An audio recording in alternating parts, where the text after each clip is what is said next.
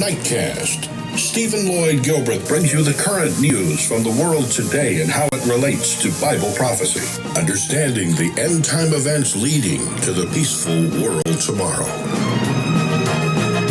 Ladies and gentlemen, Stephen Lloyd Gilbreth. Good evening, friends, and welcome to this July 7, 2015 edition of Nightcast. On this day in London, 10 years ago, 4 suicide bombers carried out a terrorist atrocity on British soil, as her opening report. This was the London the bombers wanted to destroy, an idea as much as a metropolis. The echoes of a fateful morning were everywhere today.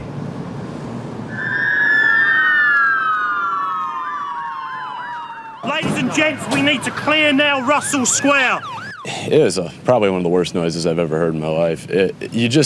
Your gut drops when you hear it. It was the loudest boom ever. Everyone started screaming, and we got out as quickly as we could. 52 lives taken, 700 wounded, and the fateful numerals 7-7 engraved in the memory of a city. It's a day when we recall the incredible resolve and resolution of Londoners and the United Kingdom, a day when we remember the threat that we still face, but above all, it's a day when we think of the grace and the dignity of the victims' families. The solemn process of remembering began this morning with the laying of flowers at the memorial to the dead in Hyde Park.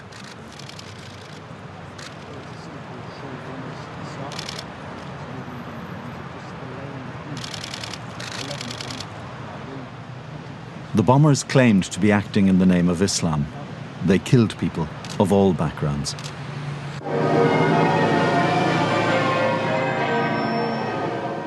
At St. Paul's Cathedral, symbol of a city that defied the Nazi blitz, representatives of the emergency services who had been on duty that day carried candles marked with the names of each place that was attacked. George Saradakis was driving the number 30 bus blown up on Tavistock Square. Giles Vernon Hart. Marie Joanne Hartley. Miriam Hyman. Ojara Ikiaglu. Shahara Islam. Neetu Jain. Laura Susan Webb. Friends, with all due respect to those who died, we're going to come on out of that because we got a lot of news tonight to cover.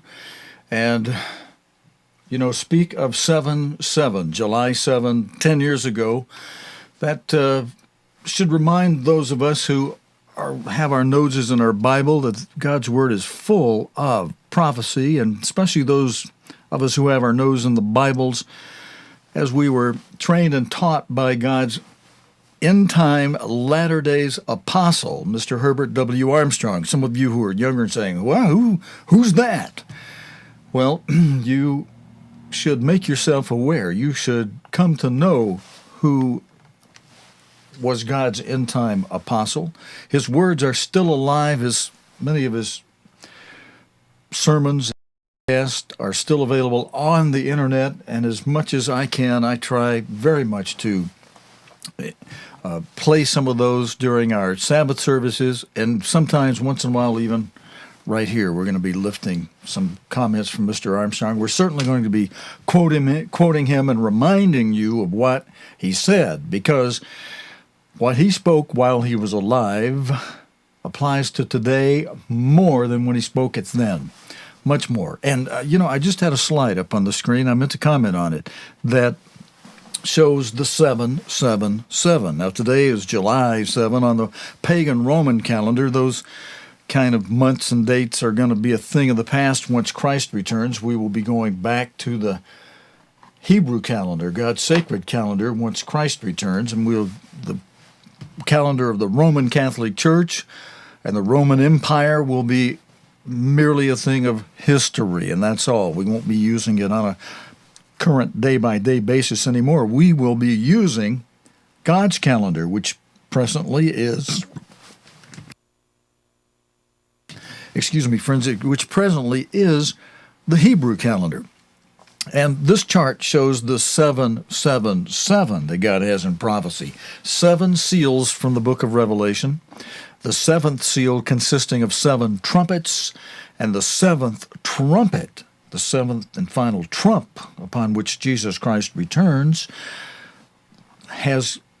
consists of 7 last plagues. So there is your 777 in prophecy and so on. Now, like I said, we've got a lot of news, so I want to get us right back to news.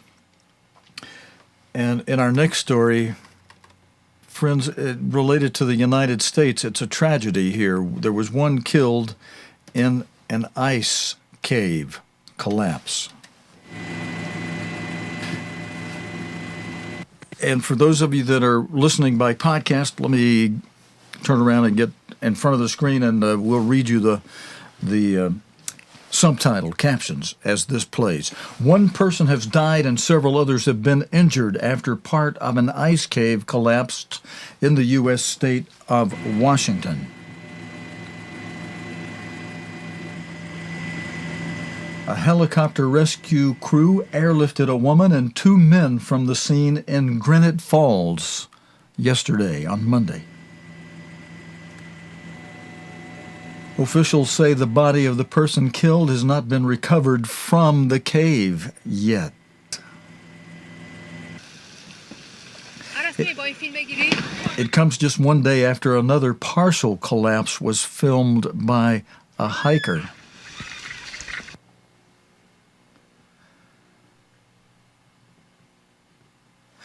And that's all we have on that for now, friends. But a tragedy in the United States, while the UK reminisces a tragedy of 10 years ago with the bombings in the last video.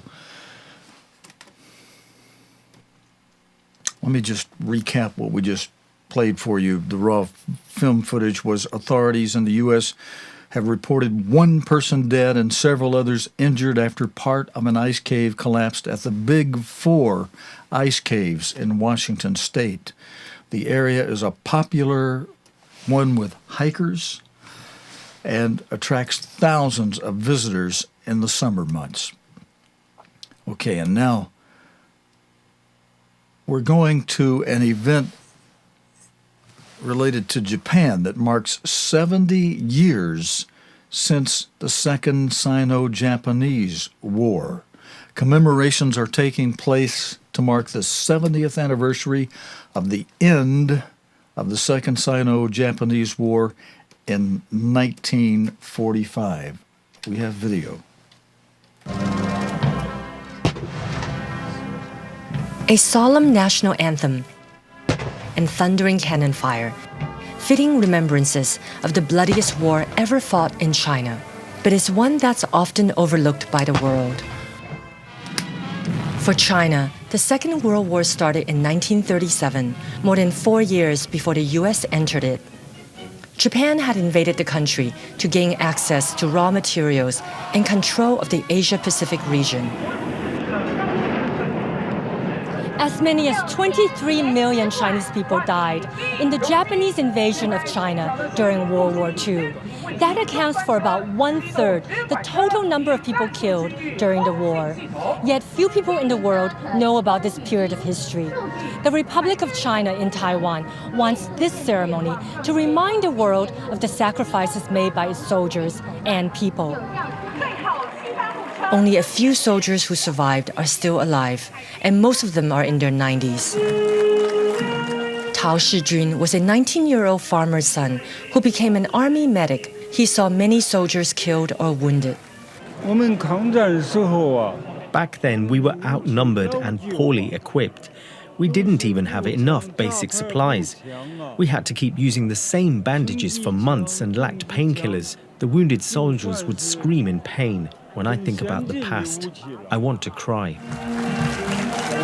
Like many of the veterans, Lieutenant General Huang Shizhong lost not only his comrades, but also family members. He was only 13 years old when he fled with his teacher and classmates from Nanjing City right before Japanese troops went in and murdered up to 300,000, mostly civilians, and raped tens of thousands of women. He believes his parents were among those killed. He later witnessed Japan's surrender. I felt sorry for the Japanese soldiers because it's hard to lose a war, but that didn't reduce the hate inside me at the time. They killed my parents. They invaded us. We had to fight back. Many historians say, had the war not happened, China and the world would have experienced a very different history. The war interrupted a process of modernization and democratization in China and helped the communists eventually take over the country. By putting up a long resistance, China kept millions of Japanese soldiers preoccupied and prevented Japan from invading other countries. Many of those who fought the Japanese in China later fled to Taiwan with their government after losing a civil war to the communists. Each day, guards at the martyr shrine pay respects to those killed. 7 decades after the war, the republic that has lost so much because of the war prefers to not think about what might have been, but to cherish peace instead. Cindy Sue, BBC News, Taipei. And friends, that story related to round 2 of World War, or World War II. I put it in the terms Mr. Herbert Armstrong, the apostle for the latter days that I mentioned a few moments earlier in the program, because Mr. Armstrong warned us that we are simply in a recess now between round 2 and round 3 of World War. And round 3 is coming. And when that round 3 comes, we will see what the Bible calls a beast come to power, who will be the 7th and final head of the Holy Roman Empire. He'll be an emperor, a dictator, who will be appointed by a United States of Europe, whether it springs out of this EU or something else, yet to be seen, but very likely will spring out of the current situation in Europe that we're watching every day. And speak of Europe and what we've been watching every day for the past several weeks, let's go to some stories related to Greece. The Greek Prime Minister, Alexis Tsipras, is expected to present new proposals at a Eurozone emergency summit on his country's growing debt crisis that'll be held tomorrow, Thursday, according to Jean-Claude Juncker, who you see on the screen now, the president of the European Commission. He's been outlining his position in the European Parliament ahead of today's meetings. He said that he did not want to see Greece ejected from the EU, but that the ball lies in the court of the Greek government. He said Greece needed to explain how the situation could be resolved. The ball lies in the court of the Greek government, and the Greek government must explain in Brussels today how it sees us extricating ourselves from this situation. The President of the European Commission and the European Commission are ready to do whatever necessary within a reasonable time frame to reach an agreement. I think it is unacceptable for the European Commission to be deemed terrorists by the Greek government. That is not the kind of Europe we want.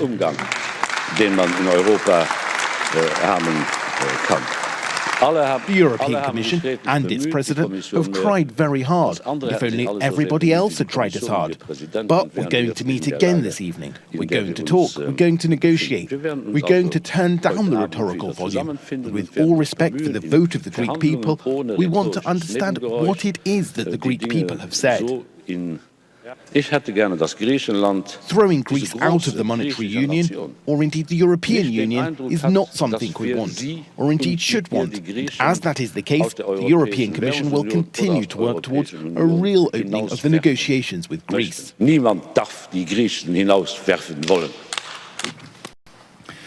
Harsh words there, and more words of a similar nature, even though they come from the mouth of a woman, a female. German Chancellor Angela Merkel says Greece must commit to reforms to secure new loans As she entered a key meeting of finance ministers in Brussels, Ms. Merkel stressed that only days are left to secure a deal. After the expiration of the second bailout and the very clear no in the Greek referendum, we still don't have a basis for restarting negotiations regarding a European Stability Mechanism programme. I have to stress that this is not a matter of weeks, but a matter of a few days, and we will hear today what the Greek Prime Minister has to tell us. Okay, friends, and all right, sorry, that caught me a little short. The Eurozone has given Greece, and talk about short, the Eurozone has given Greece until Thursday, tomorrow, to present new proposals to secure a deal with creditors, and has called a full EU summit for Sunday. The moves came after an emergency Eurozone leaders summit in Brussels today. The Eurozone had asked Greece to submit fresh plans after its voters rejected a draft bailout in a referendum. The BBC's Europe correspondent Damian Grammaticus reports. His country is teetering on the brink, but smiling today, Greece's Prime Minister. Alexis Tsipras came to tell Europe's leaders they cannot ignore his referendum win, a democratic mandate from 11 million Greeks who want to stay in the euro but end austerity. But the rest of the Eurozone, prime ministers and presidents from 18 nations, representing 300 million citizens who share the same currency, aren't willing to rewrite the rules for him or forgive Greece's debts. Chief among them, Germany's Chancellor Angela Merkel. There are, she said, no grounds yet for new negotiations with Greece, adding Europe should be prepared to help, but Greece must in return be prepared to carry out reforms. The leaders here today are grappling with one of the biggest challenges the European Union has ever faced. Greece's debts now stand at a staggering £230 billion. That is about 180% of what Greece's economy produces each year, almost double the size. And money is being withdrawn fast from Greek bank accounts. Deposits are at their lowest level in a decade. Of course, many EU countries have made painful economic reforms since the crisis. They don't see why Greece should be given special treatment. EU finance ministers were hoping to hear what Greece is now proposing after it rejected their reforms in its referendum. But Greece's new finance minister came clutching not a plan, just some notes, hastily scribbled on a hotel pad, one to remind himself to avoid triumphalism. And around the table tonight, European leaders, in their hands the future of their single currency and Greece's place in it. What they've agreed, it seems, is that Athens will now present a new plan for new financial support from Europe. Tonight the decision is that we wait until Sunday for the new proposal by the European to the European institution by the Greek government. I hope this could be the last meeting about Greece. I hope this could be the world end, and I hope could be an happy end. Greece has been told it must do more if it wants negotiations to begin. It's been given 2 days to come up with its proposal. David Grammaticus, BBC News, Brussels. Okay, they're giving him until Sunday.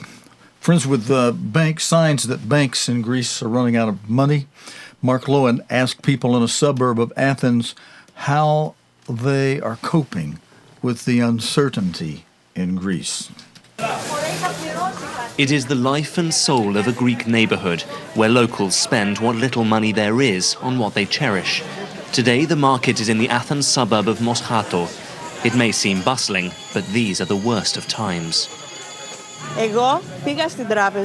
Hionia says she took out a month's worth of cash from the bank a few days before it closed, so worried was she.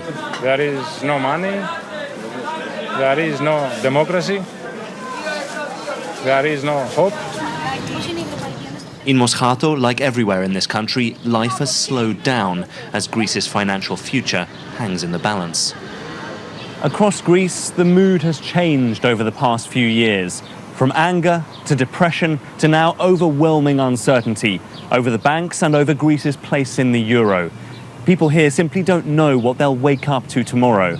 And that is what's so paralysing. Across the road, the pharmacy too is feeling the effect. With Greek banks on life support, customers are anxious. A financial crisis is becoming a health one. The customers were panicked. They didn't have the money that they needed to buy the medicines, and we had a problem to buy these medicines from our suppliers as we had greater needs. So have you had a shortage of medicine? Shortage of medicine we had in some medicines that they were in shortage before, and now the shortage was greater. Next door, they pay the price with empty tables at Nikos Boukouvalis' taverna. Staff have been cut, and the butcher has sent a note saying that with the bank shut, the price of meat will go up by 10%. After 40 years, Nikos says he may have to close. One neighbourhood that tells the story of Greece, of a once confident country that's fallen so far, so fast. Mark Lowen, BBC News, Athens. Thank you, Mark Lowen. And friends, I included this particular video in tonight's news program because I was hoping that this one might touch you as you watch the news on Greece tonight, to be able to do as Jesus Christ instructed us to do in Luke 21:36, telling us to watch these things that relate to the first four seals of Revelation. Yes, to take heed regarding our conduct and not be surfeiting, not be in a intoxicated way, in drunkenness, or overcome with the cares of this world, but to be watching these events and praying about them from the bottom of our hearts, as the King James Version puts it, praying always. But that means praying all the way to the bottom of your toes and the top of your head and down deep in your heart, concerned about what these people are going through over there, and with the thought in mind that where you live today, no matter what you see around you in the way of, I got everything I need and plenty of luxuries, don't think it could not happen to you. And God will want to see that you have concern, and will be praying that He will provide these people some relief. Now, our last story on Greece for tonight has a little bit of the human touch side of it, well, maybe even a little human nature side of it, a little fun and humor in a way, too, in a certain way. Jean-Claude Juncker, the president of the European Commission, has hit back about his mobile phone use. Speaking in the European Parliament, he rebuked accusations about him looking at his phone, saying that he was texting the Greek Prime Minister. Ça, c'est ce bavardage qui consiste people à me dire que je there's an regarde awful lot parfois of tongue mon wagging, téléphone. people saying that from time to time I look at my phone. Well, as we say in good franglais, I am texting the Greek Prime Minister. De faire de même, mais je dois faire ça. I don't know whether you get the chance to do it, but that is what I'm doing. I am doing my job. So I think all these ridiculous comments that are being made ought to stop. Okay, little touch of humor into tonight's news, friends. I hope you kind of get it that way. Now there's a touch of something from another leader, another president in tonight's news. Today, President Obama has met with the leader of the Vietnamese Communist Party, Secretary General Nguyen Phu Trong, at the Oval Office in Washington. It's the first meeting of its kind since the two countries normalized relations 20 years ago. Xin sớm được gặp lại. Hope to see you again soon. Thank you. Sir, thank you all. Thank you all. Thank you. Obviously, there has been a difficult history between our two countries in the 20th century. And there continue to be significant differences in political philosophy and political systems between our two countries. But because I think of the effort of leaders in both parties here in the United States, as well as the leadership in Vietnam over successive years, what we've seen is the emergence of a constructive relationship that is based on mutual respect and that has benefited the peoples of both countries. Cái điều quan trọng là từ hai cái nước mà cựu thù với nhau. What is of utmost importance is that we have been transformed from former enemies to become friends, partners, comprehensive partners, and I'm convinced that our relationship will continue to grow in the future. Well, I know there are some people scratching their heads as they watch these stories, people that go back to the times of the Vietnam War and other wars and saying, what are we doing today? Friends, I got one last story we're going to cover tonight. What will the proposed EU-US free trade deal mean for the food on your plate? Now, this story is very interesting, especially to those who watch health issues and try to eat natural or organic. And this may be revealing to some of you about what the United States does, that the European Union, that Europe wants to have no part of. The European Parliament will vote on priorities for the Transatlantic Trade and Investment Partnership. It's abbreviated TTIP, and again, it stands for the Transatlantic Trade, that's the TT part of it, and Investment Partnership, that's the IP part of it. They'll vote for that tomorrow, Wednesday. BBC News explains what is at stake for your steak. Now that's what's at stake, S-T-A-K-E, for your steak, S-T-E-A-K. Video journalist Mohammed Mahdi put this video together, and I believe, it has music that we can't play, but for those of you listening on podcast, I'm going to be reading the subtitles for you as this revealing video plays. America and Europe are in talks to create the world's largest ever free trade zone. TTIP, the Transatlantic Trade and Investment Partnership. One of the biggest sticking points, what is one of the biggest sticking points? Food. The problem is that the U.S. and the EU have very different rules for food production, meaning they can't trade freely in food until these differences are resolved. Genetically modified foods is at the heart of it, friends. In the U.S., this huge percent of corn, soya, and cotton grown is genetically engineered, and it's showing 90%. That's where it topped out. But the EU grows virtually no genetically modified foods. And individual EU states can ban GM or genetically modified foods.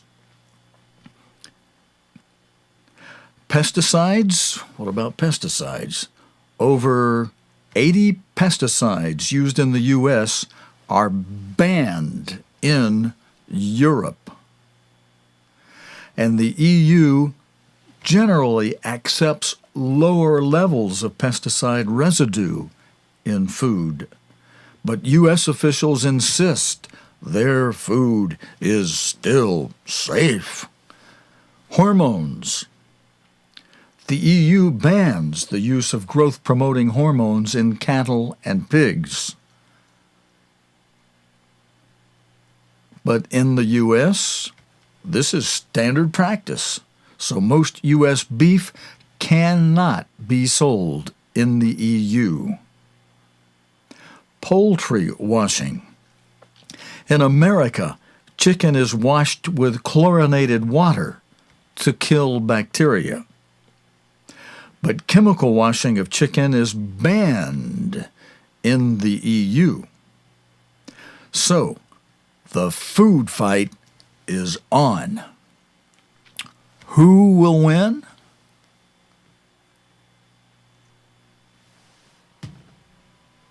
And it's showing a picture of hamburgers, one with a EU flag in it and the other with a U.S. flag in it. I think that's the end of that little video journalistic report, thanks to the BBC.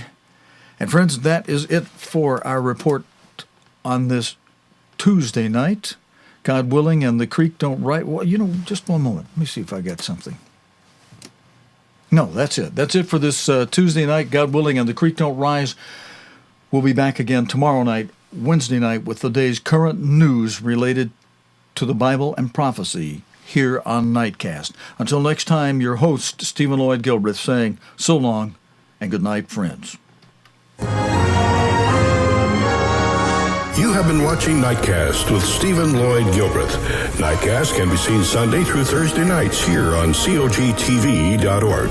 Tonight's program is also available anytime on demand in the COGTV.org video archive.